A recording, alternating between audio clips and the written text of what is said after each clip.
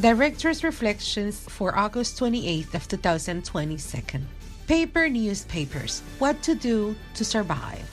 I spoke to you last week about how users or readers of digital media and social networks behave. Those who never read paper newspapers or who having them at home were not interested in discovering their contents.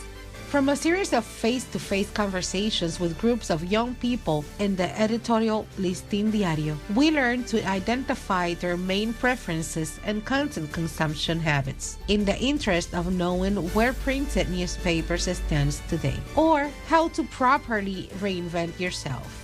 We already knew many of these features, and that is why they are not so new or surprising for those of us who are immersed in platform journalism, dealing with two heads at the same time to adapt to the demands of one format or another. For the generation of journalists who cut their teeth in traditional journalism and who don't necessarily go through the experience of a transition that drives them towards digital transformation without many alternatives, these lessons are vital.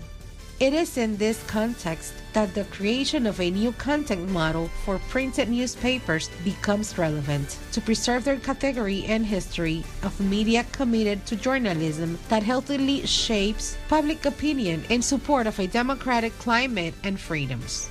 Competing in terms of audience and speed with other alternative media that emerge from the technological revolution forces, or to define their modes of penetration, influence, and loyalty of readers who have always constituted an elite, although we are now at real disadvantages.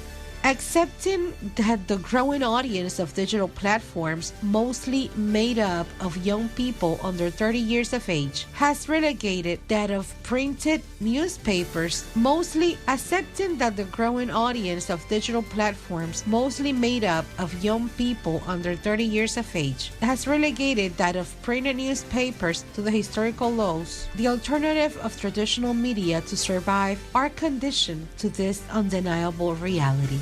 It might be complex, although not impossible, for traditional media, particularly paper newspapers, to take in on elements of the culture of users of digital platforms or electronic devices that enhance these habits in order to coexist in the new ecosystem.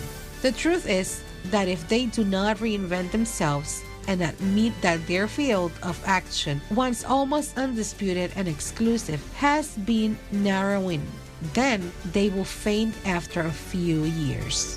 For Listín Diario, voiced over and translations by Indira Rodriguez.